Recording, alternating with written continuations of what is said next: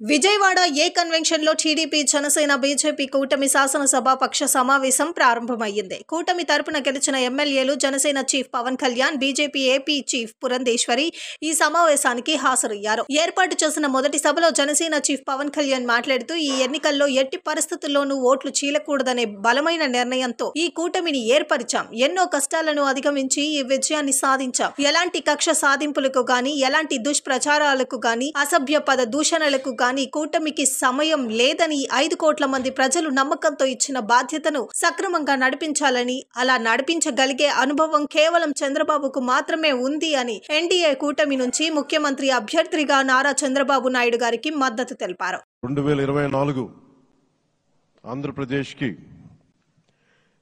NDA కూటమి తరపు నుంచి ముఖ్యమంత్రి అభ్యర్థిగా శ్రీ నారా చంద్రబాబు నాయుడు గారి పేరుని జనసేన పార్టీ పక్షాన నుంచి మేము బలపరుస్తున్నాం.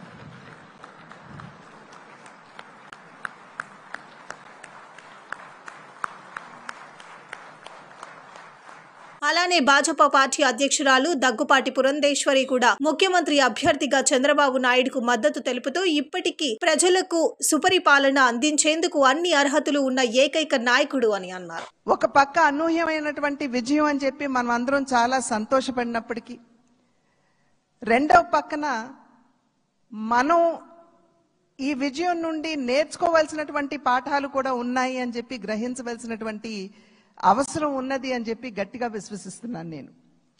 ఎందుకంటే ఎప్పుడైతే రాష్ట్ర అభివృద్ధిని మనం పట్టించుకోకుండా ప్రజల్ని నిజమైనటువంటి సంక్షేమానికి ఎప్పుడైతే మనం దూరం చేస్తామో, మాకు తెలుసు ఏ విధంగా నిర్ణయం చేయాలి అని చెప్పి ప్రజలు ఈ ఎన్నికల్లో ఓట్ల మాధ్యమంగా వారు మనకి ఒక హెచ్చరిక ఇచ్చారు అని చెప్పి నేనైతే భావిస్తున్నటువంటి నేపథ్యం.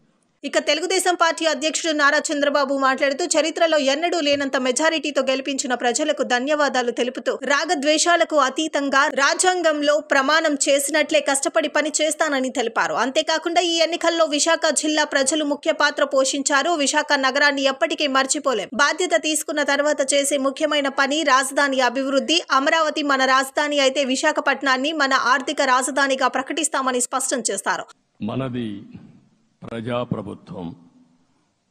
ఇకపైన మన ప్రభుత్వంలో ప్రజావేదికల కూల్చివేతలుండవు.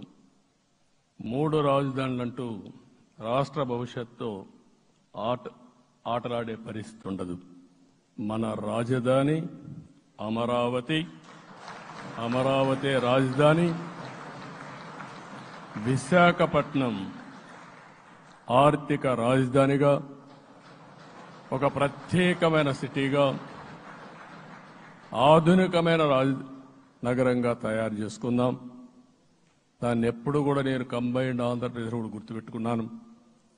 విశాఖపట్నం అటు జనసేనకు, తెలుగుదేశానికి, బీజేపీకి ముగ్గురు కూడా చాలా ముఖ్యమైన నగరం ఇది. ఎందుకు నేను ఈ మాట అంటున్నానంటే, లాస్ట్ ఎలక్షన్లో 2014లో హరిబాబు అక్కడ ఎంపీగా గెలిచారు. తర్వాత విడిపోయిన తర్వాత 2014లో మళ్ళీ మనం పోటీ చేసినప్పుడు చేశాం. 2019లో 4 అసెంబ్లీ సీట్లు గెలిపించిన ఏకైక నగరం విశాఖపట్నం తెలుగుదేశం పార్టీకి. అదే మాదిరిగా ప్రజల్లో గణనీయమైనటువంటి అభిమానం జనసేన అధినేత పవన్ కళ్యాణ్ గారి పైన ఉంది.